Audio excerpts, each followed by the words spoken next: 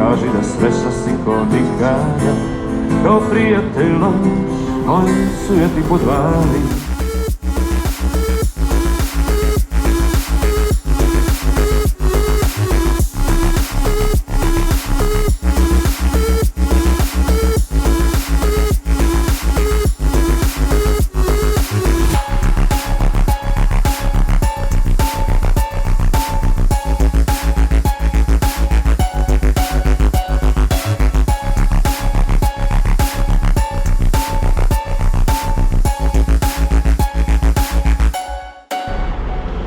Всем привет! Покажу вам сегодня город Шабац. Поселения на этой территории существовали еще в раннем каменном веке, а римляне находились здесь с начала новой эры. Как всегда, расскажу вам историю города, прогуляемся по нему. В конце будет крепость. С правой стороны уже от меня, посмотрите, здание такое интересное. Двухэтажное.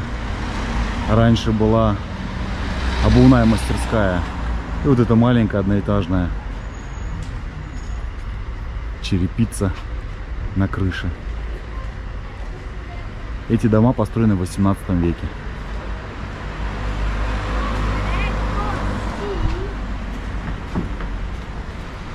Будет у нас такая прогулка сегодня по улицам города. Основные достопримечательности посмотрим. Расскажу о ценах также на жилье. Ну и чем живет сам город. Сейчас я иду по улице Масарикова. Это такая основная и центральная магистраль города, где в принципе и сосредоточены все основные достопримечательности города.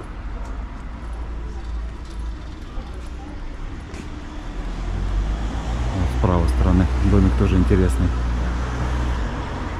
По нему информацию я не нашел, но это 19 век. На фасаде здания вот между окнами даже указан. Лепнина там герб. Скорее всего, герб города. Так, в Шабаце в данный момент проживает около 60 тысяч жителей. Расположен он на берегу реки Сава. Во времена римского правления развитию этого города помешало развитие другого города, который назывался Сирмиум, а сейчас это Сремская Митровица. Видео про этот город я уже снимал. Кто не посмотрел, посмотрите, интересный городок.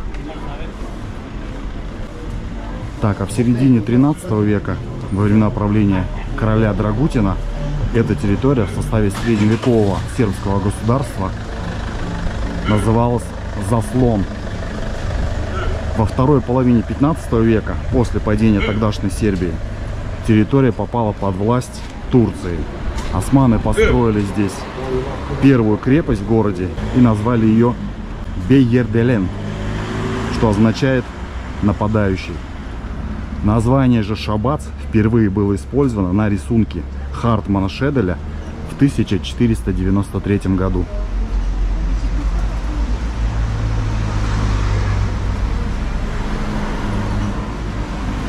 Я сейчас направляюсь к зданию музея, и напротив него должна быть библиотека. А я уже вижу здание музея на той стороне. Надо дорогу просто перейти. На той стороне тоже домики вот одноэтажные.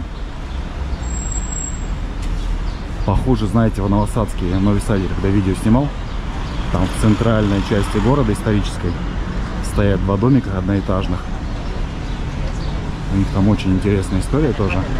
Они редкие для самого города. И единственные одноэтажные остались. Посмотрите тоже видео. Так, вот на той стороне уже розовое здание. Это здание музея. Сейчас дорогу перейду и расскажу вам поподробнее о нем. На месте нынешнего музея раньше располагалось здание гимназии, которое было основано в 1857 году. И на протяжении всей истории этого здания оно служило госпиталем и администрацией для нужд армии. Также здесь долгое время собирались и сохранялись музейные экспонаты, а с 1955 года это здание официально стало национальным музеем города Шабац.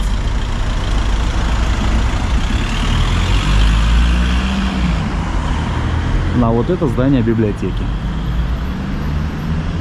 Указан год 1847. И оно построено в 1847 году.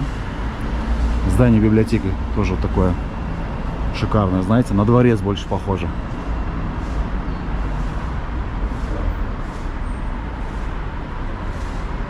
Так, выхожу тогда из библиотеки и продолжу вам историю города рассказывать. В период османского правления, это где-то с 15 по 19 века, вся жизнь протекала преимущественно в крепости и вокруг нее. Во время длительного турецкого правления Шабац стал важным местом, где велась торговля, где двигались караваны из Турции и Ближнего Востока. Оттуда они везли экзотические товары в Венгрию и Австрию, ну, а также промышленные товары в другие страны. Шабац приобрел большее историческое значение для сербов с началом первого сербского восстания в 1804 году. В его окрестностях произошло несколько значительных боев между турками и сербскими повстанцами. Я подхожу уже к церкви святых апостола Петра и Павла, вот на той стороне дороги. Она была построена на месте старой церкви, которая стала приходить в упадок, и ее снесли. А вот эту церковь строили в период 1827 по 1831 год.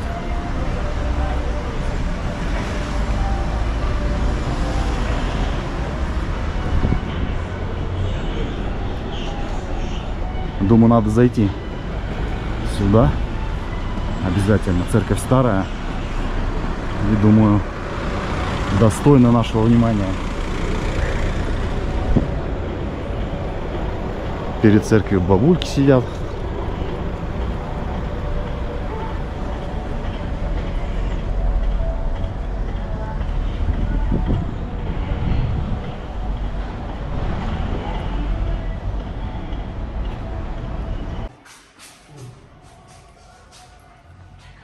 Здесь светло. Хорошо, когда светло в церкви. Можно более отчетливо снять все, что внутри находится.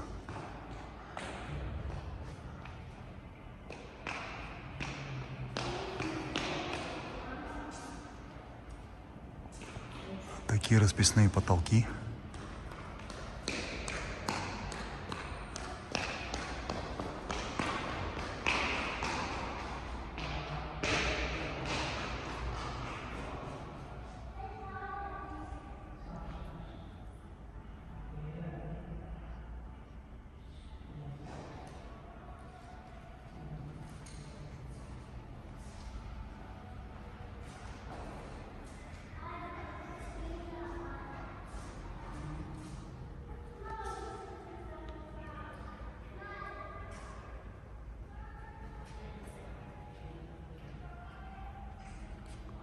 Вот такая церковь.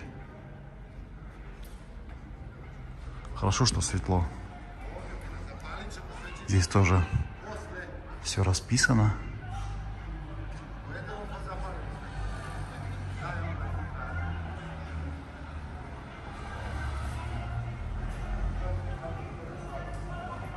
Заметьте, что во многих церквях на территории расположены детские площадки.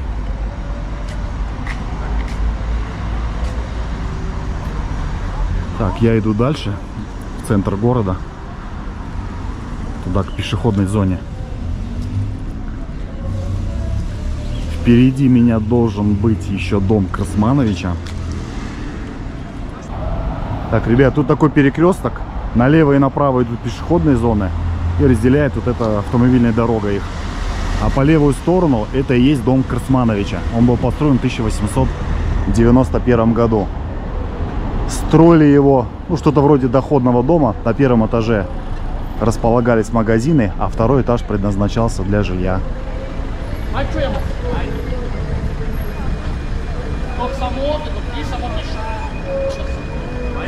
Такой достаточно большой, красивый дом.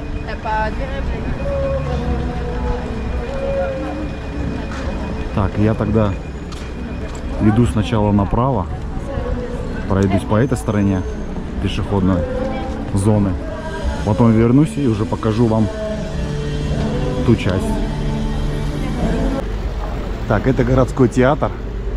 Здание было построено в 1933 году, а сам театр располагается в клубе ремесленников. Ну, тогда, раньше это был клуб ремесленников. Я уже отошел, так сказать, в конец улицы пешеходной. Вот здесь сейчас прогуляемся. На ней расположены здания, построенные в 19 веке. Ну, есть и современные в 20-м. Вот с правой стороны, например, административное здание. А по левой стороне, где кафешки, это все 19 век. Интересные домики. Вот тоже интересный. Вроде одноэтажный. Хотя наверху там тоже вот есть второй этаж. Но он как бы с торца только его видно. На фасаде можно подумать, что это одноэтажное здание. Есть небольшой фонтанчик. Магазин, кафе. Время сейчас 12 дня. Горожане в кафе обедают. Или просто за чашкой кофе общаются. По правую сторону такой тоже небольшой парк. Парковая зона.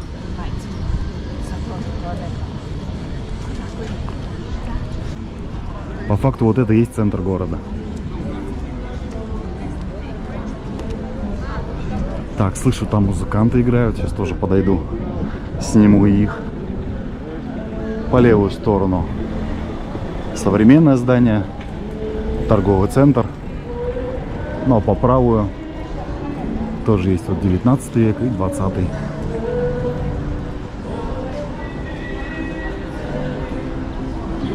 В общем, смешанная застройка здесь.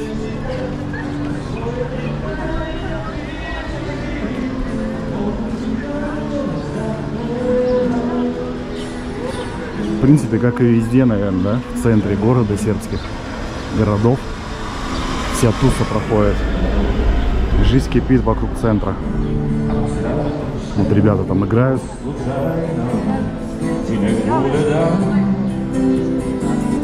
Надеюсь, YouTube пропустит эту песню и не забанят. То он любит это делать.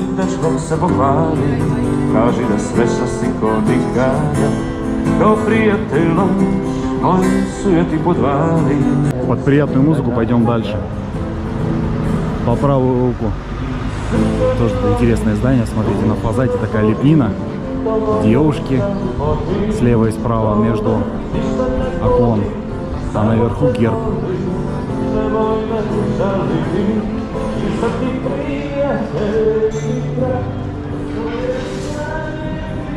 Так, опять дом Красмановича. И перехожу на ту сторону улицы. Прогуляемся там. Там, по-моему, стоит административное здание. Ну, здание администрации. Так, красное, надо успевать.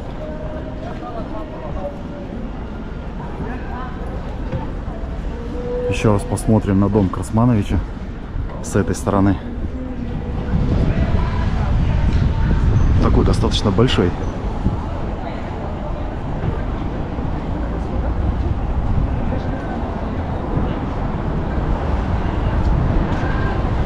Здесь тоже кафешки, магазины, прогулочная зона.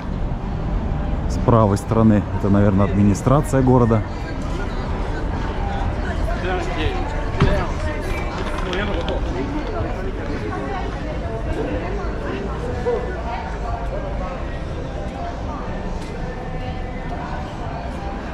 А, это полицейская управа. Это здание полиции.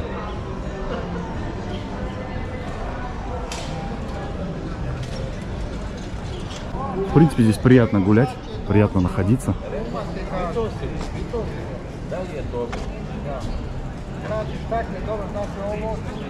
В центре высажены деревья, поэтому здесь можно летом, я думаю, вообще шикарно отдыхать.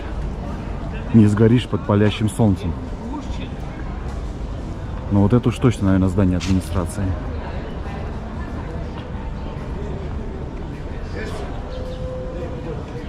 Нет, это городской суд. А где же здание администрации? Ну то, что ли? Наверное, да, современное здание администрации. Это Это городской суд. Они чем-то похожи, да? Друг с другом, со зданием полиции.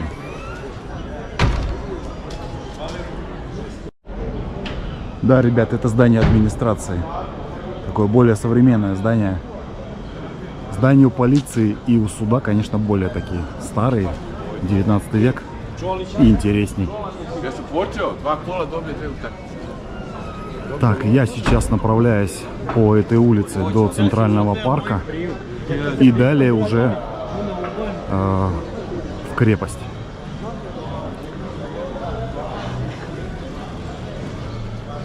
Много деревьев, прям хорошо. Тенистая такая улица. Еще одно здание 19 века.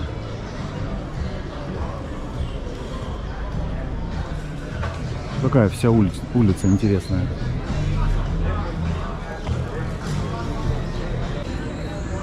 Вот тоже интересное здание. Короче, прикольная центральная площадь. Можно погулять, походить, отдохнуть. Так, вот поворот. По-моему, мне надо уйти направо, и я приду в городской парк. Я решил перекусить. Нашел вот такую кафешку. Заказал себе уже плесковицу среднюю. 330 динар стоит. А рядом с кафешкой, где плесковица готовится, мороженое, но оно закрыто. Хотел попробовать. Там 3 вкуса разных, вон видите. 3 разных цвета. Ну и вкусы, соответственно, закрыто. Думаю, в конце улицы, может, где-нибудь там еще что-нибудь есть такое. Хочу попробовать мороженое. Принесли мне плесковицу. Запах, конечно, стоит сумасшедший.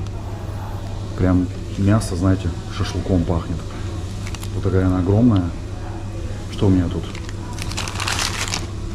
Так, булочка, лук, огурец, помидор, мясо, котлетка, лист салата и соусы. Соус взял спайс, чуть-чуть остренький, и какой-то там сметанный с чем-то.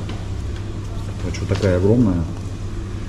Я уже наученный опытом, теперь стою, когда забираю плесковицу, и сразу говорю, что мне положить. Потому что последние 2 раза я брал плесковицу, хотя говорил мне положить всего помало, но в итоге была только котлета, там лук, либо капуста, больше ничего не клали. Поэтому вот так. Так, сейчас попробую и расскажу.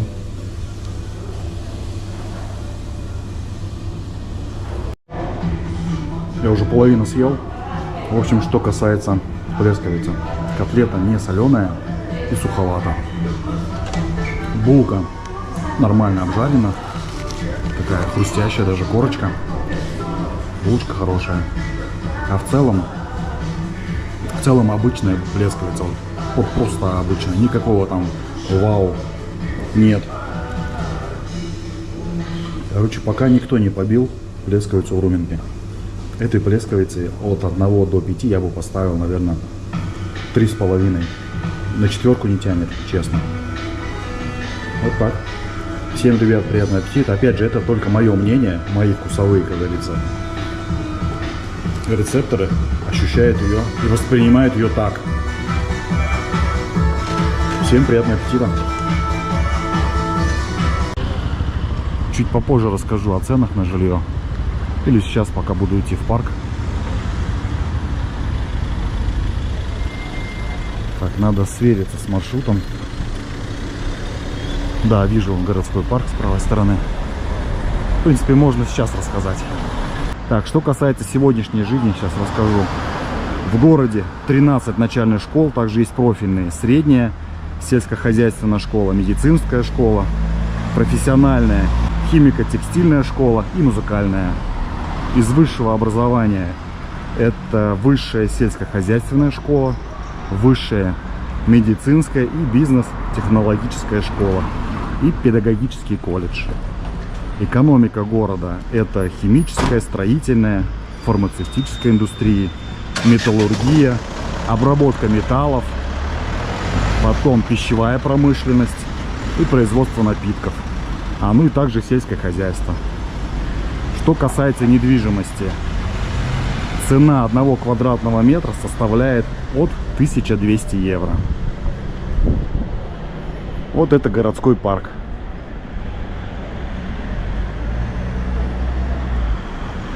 Есть такие ворота. Прогуляюсь по парку, покажу вам тоже.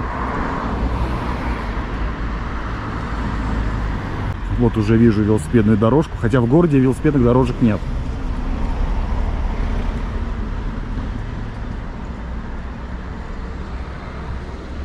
Вот такой большой парк.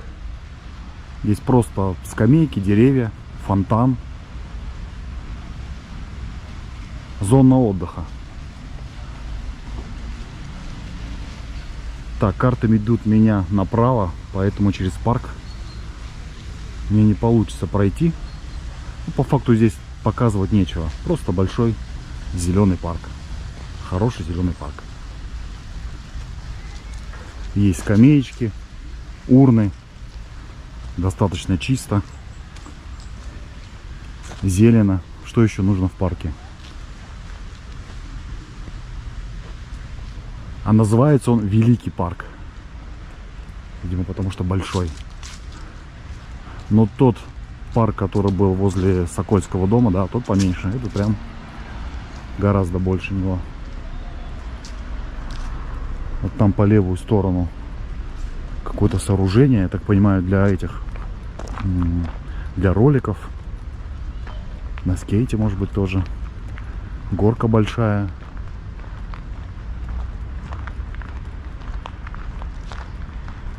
Просто хороший парк.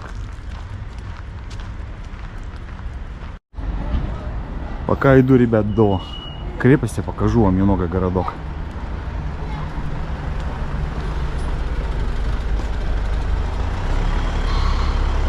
Заметил, что некоторые улицы прямо односторонние.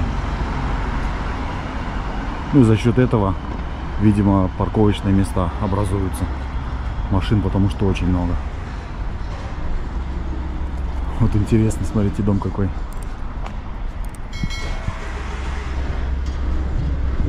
В свое время, наверное, этот проект какую-нибудь премию получил. Вот эти кольца, конечно, странное решение.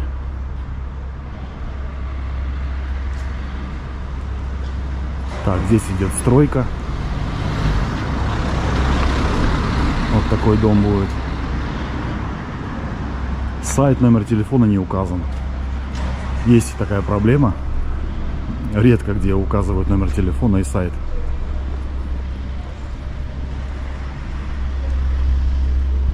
Такой, но все домики разные.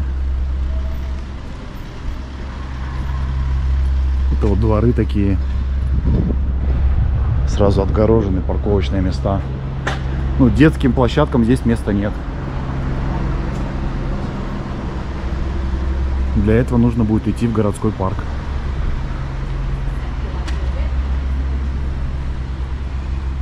Здесь тоже, видите, парковочные места. Вниз тоже гараж. Машин очень много.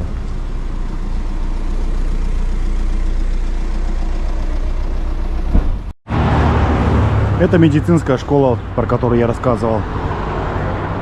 Про учебное заведение, которое находится в городе. Такие вот домики есть.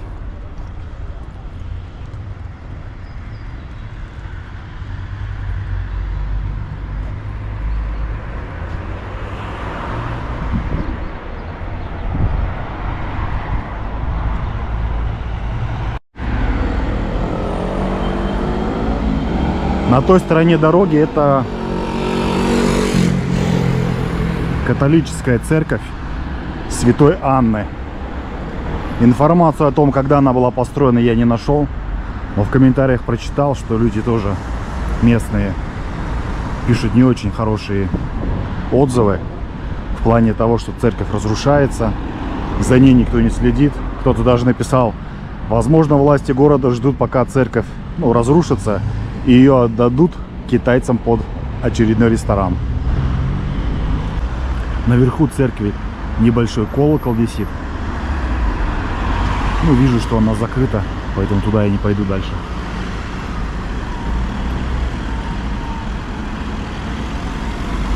Там уже конец города, окраина.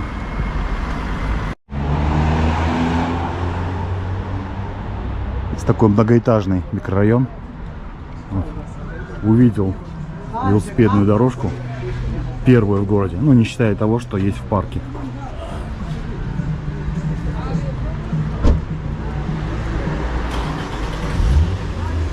Эта часть города застроена, видите, более такие современные дома, ну и многоэтажные. Еще бы увидеть, что это за улица. А вот улица, это улица князя Милоша.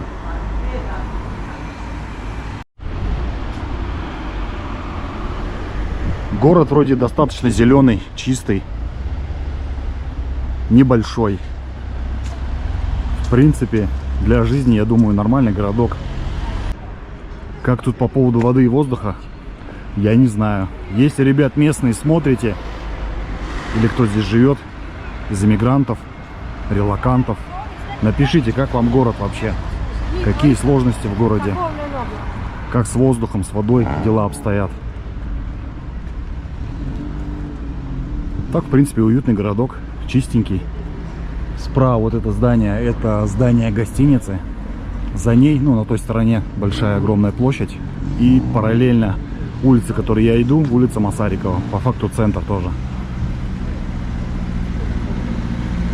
Но если за Масарикова в той стороне, ну, вправо идти, как я иду по ходу движения, есть и частный сектор, то с этой стороны больше многоэтажные здания.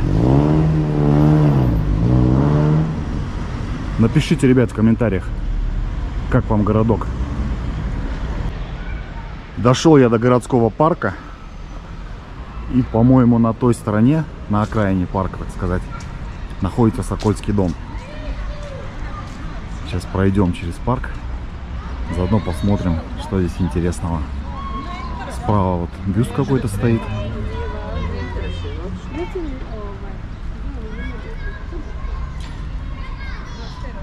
Стоян Новакович, профессор.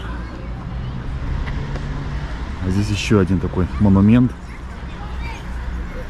Что-то вроде куба.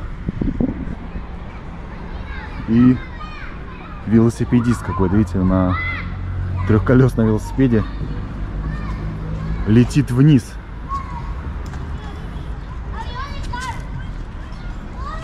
Что тут еще интересного? Детская площадка.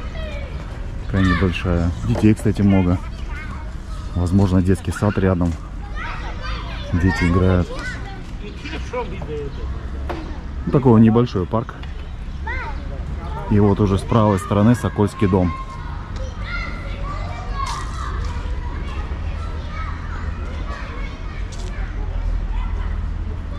Вот так он и выглядит. Над входом также написано Сокольский дом. Как выглядят дома в городе Нови Сад и Обреновец, вы уже видели и знаете, что их строили для проведения культурных, массовых мероприятий, спортивных. А вот этот Сокольский дом в Шабаце был построен в 1930-1934 году. Дорогу перейти, с той стороны посмотрим.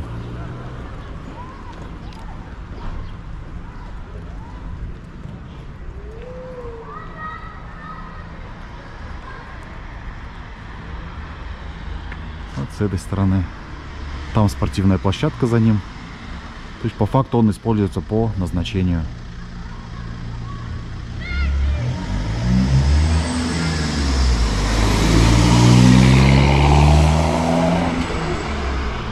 Прямо напротив парка.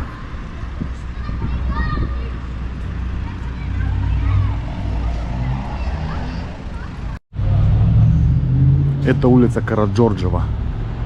Она по факту перешла из пешеходной зоны, такую же автомобильную. Позади меня исторический центр. Вот, ребят, мороженое нашел, которое хотел попробовать. Сейчас буду пробовать. Добрый. Можно? Манго? А здесь вот это. 3 будет.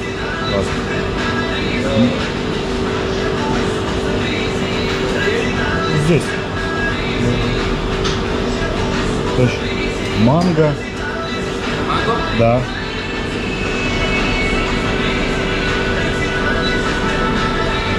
А вот что это? Да, что это? А, да, можно. Ром, да?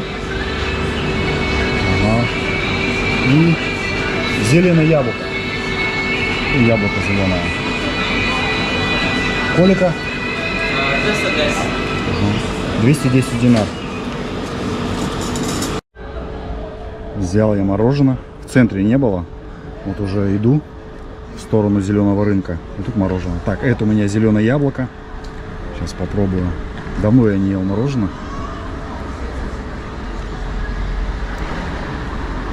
Угу. Чувствуется вкус яблока. Такая кислинка. Холодная. Так, следующая манго. Желтая это манго.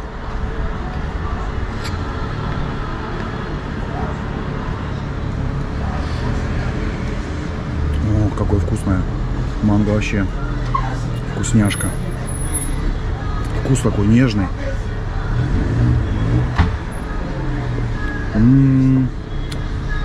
Вкуснятина. Так. И, по-моему, это розовый, это ром. Как бы мне все это не перемешать.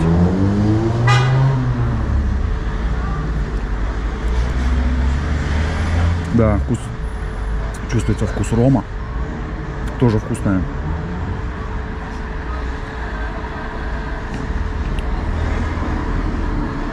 Да, вкуснятина. Десерт мой после обеда. Так, еще манго. Короче, их три места. Первое это ром, второе это манго и третье зеленое яблоко. Вообще, ром, конечно, прям вкусный очень.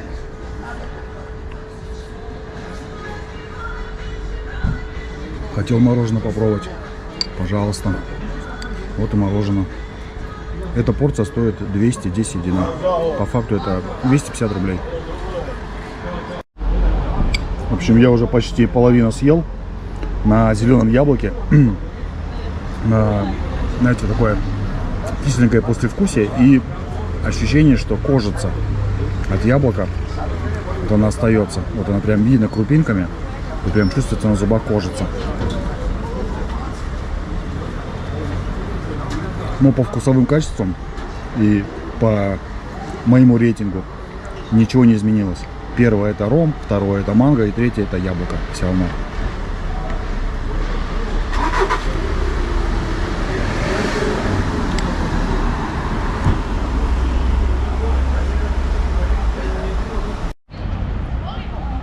Поел мороженка, вкусно было. Так, это у нас основная школа.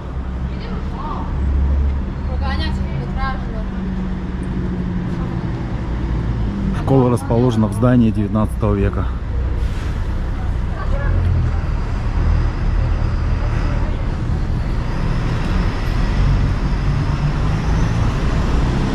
На левой стороне какой-то торговый центр небольшой.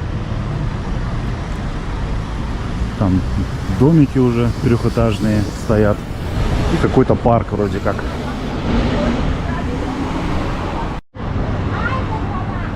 Такие улочки. Ну, давайте заглянем сюда.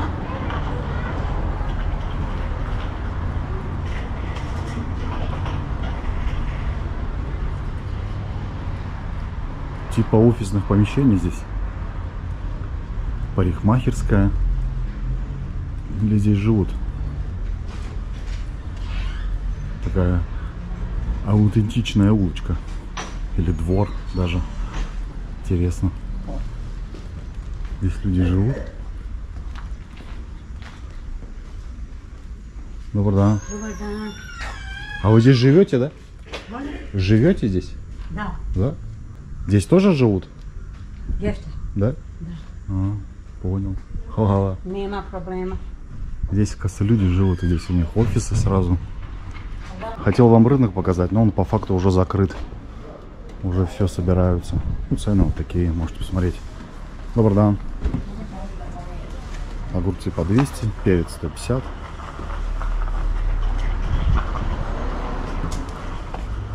Да, он уже закрывается. Уже практически все ушли. Давайте вот здесь еще покажу, кто остался. Посмотрим. Помидоры плохие по 50. более-менее 200. Картошка 80, лук 130, чеснок домашний, не вижу цену, кабачок по 50, овощи в общем одни остались. Все, остальные уже все позакрывались. Время уже 2 час.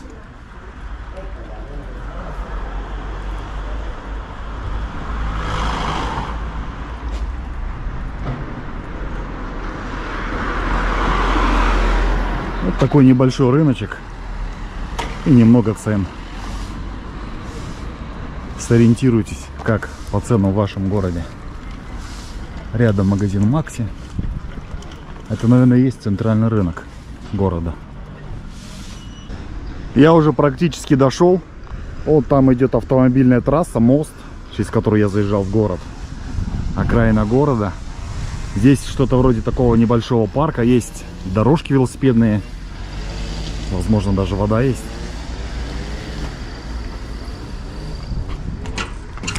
Да, даже есть вода. Ой-ой-ой-ой, сломал, наверное. Не, должен отжаться. Все, заканчивается вода. Все закончилось. Я еще не сказал, сколько я сюда ехал. Я сел на Белградском автовокзале и добирался сюда 1:30. Стоимость билета составила у меня 650 динар. Это 700 рублей. Либо 5,5 евро. Автобус был комфортабельный, мягкий. В принципе, нормально, хорошо доехал. Людей было немного. Автобус был заполнен на процентов, наверное, 70. Опять же, билет, цена на билет всегда варьируется, она разная. У меня 650 вышло в одну сторону, потому что я брал сразу туда и обратно. Разные перевозчики, соответственно, разные цены. Этот парк называется Сава парк.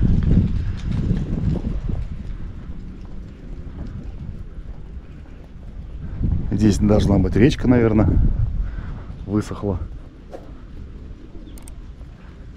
В общем, это городской тоже парк. За ним, в той стороне, по-моему, городской пляж. И крепость уже вот там виднеется. Ну, парк реально большой. Все-таки, значит, с той стороны тоже будет парк.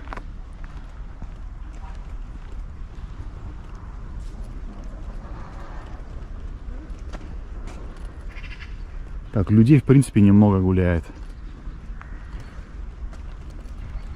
Да, вижу уже городские стены. Ой, городские. Ну да, в принципе, городские стены, можно тоже сказать так. Потому что крепость раньше был город. Ну, как, наверное, и везде. Крепость — это и есть город. Старый город.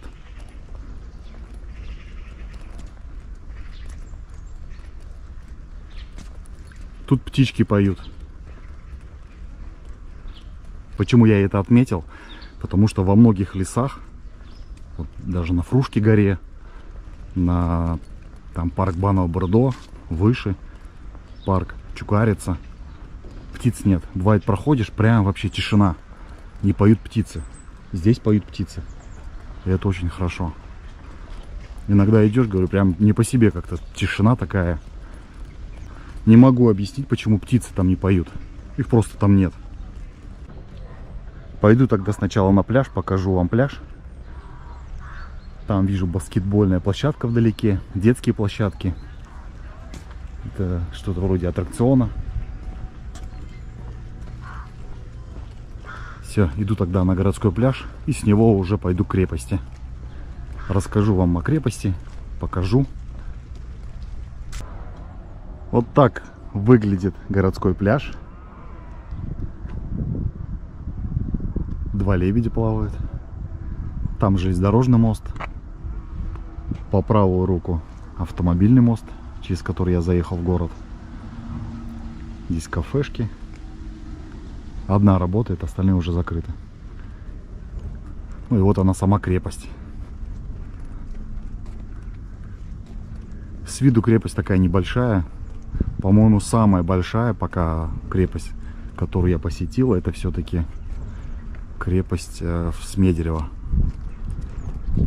Я спущусь сейчас здесь. Хочу здесь пойти. Сразу посмотрим на нее с реки Сава. Да, она небольшая.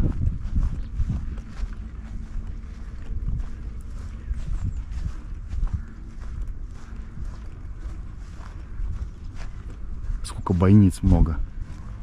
Ну и кажется, такое она невысокая прям.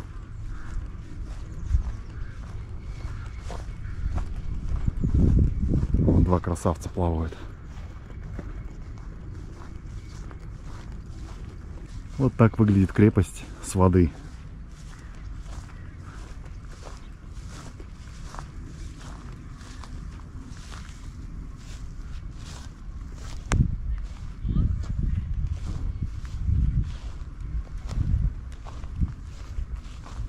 Крепость Шабац была построена в 1471 году Исаабеком Исхаковичем, но в 1476 году была захвачена венгерской армией с помощью сербского деспота Вука Гургуревича и Влада Цепиша.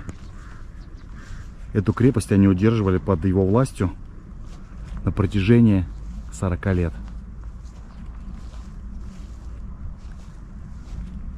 Ребята, вы знали, откуда появилось имя Дракула?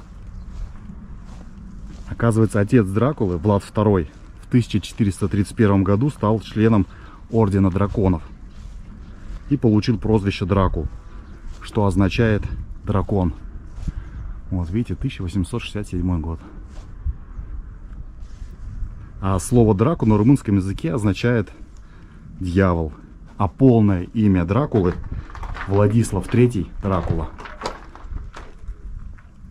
Вот такая крепость.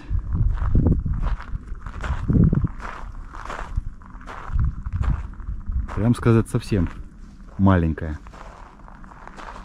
В 1521 году, во время своего похода на Белград, султан Сулейман Великолепный захватил Шабац. Помните видео про город Биелина? Там есть мечеть Атик. Ее как раз и строил этот самый султан Сулейман Великолепный. А под контроль Сербии крепость вернулась в 1867 году. Там, видимо, можно спуститься вниз. Сейчас давайте сначала здесь исследую, и потом туда пойду. Спуститься вниз — это хорошо. Эти вещи я люблю. Там вот тоже дверь.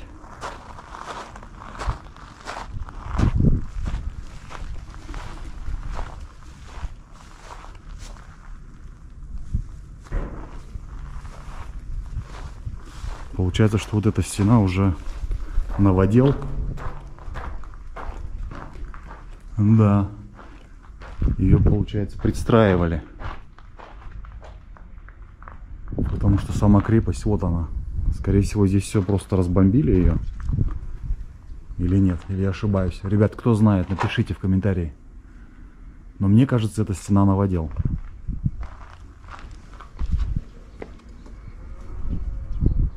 Башня, значит, вход там к этой башне.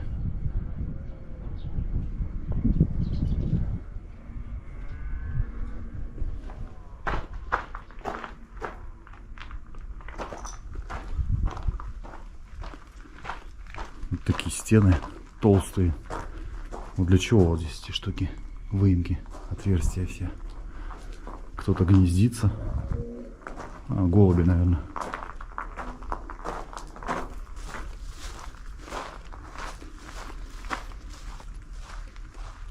Кто-то спит здесь. Ночевка.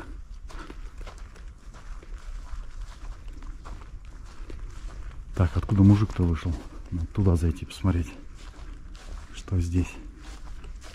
А, здесь вот такой проход.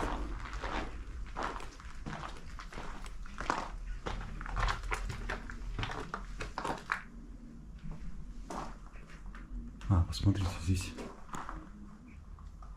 Сейчас переключу, вернее, на телефон. Включу вспышку, посмотрю, что там.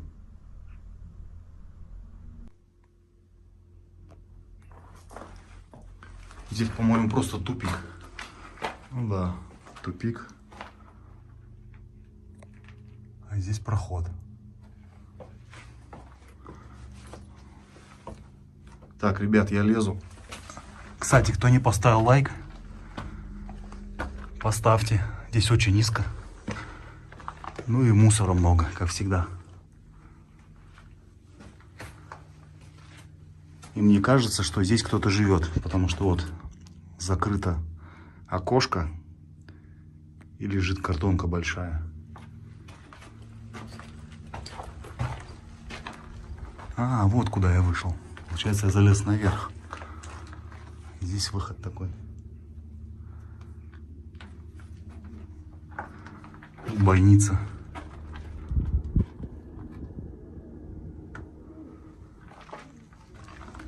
Короче, здесь особо не полазишь. Негде. Я, конечно же, не верю, что здесь нет подземного какого-то хода. Наверняка он есть. Во всех крепостях есть подходы. Ходы потайные. Вот такая крепость.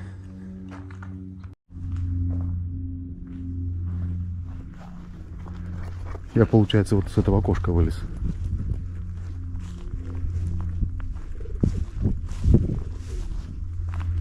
Здесь тоже какая-то постройка была раньше. Что, ребят, хочу сказать по крепости. У меня уже тоже есть своего рода рейтинг. На первое место я бы поставил Смедеровскую крепость. Ну, за ее величественность, наверное, красоту. Такая она больше похожа на средневековый замок даже. Петровородинская, ну, на втором месте. Хотя их сравнивать, наверное, нельзя. Думаю, она тоже заслужит первое место. И второе место я бы дал Бачской крепости.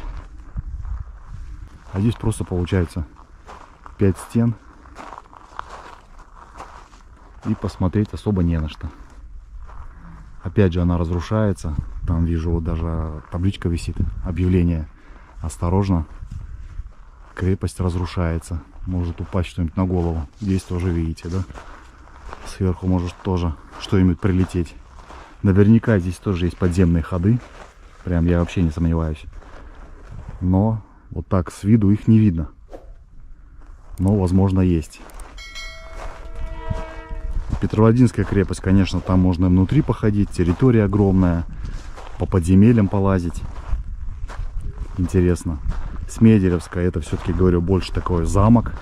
Прям похоже на замок средневековый. Это вот высота такая, величественность, мощь. Ну, а здесь просто остатки крепости. Тем не менее, хорошо, что они сохранились и сохраняются. Так что приезжайте. Пока есть на что посмотреть. Ну, надеюсь, и будет в дальнейшем. Ну, а на этом я буду заканчивать. С вас, как всегда, лайки, подписка на канал. Кто хочет стать спонсором канала, все ссылки в описании. Все, ребят, всем пока.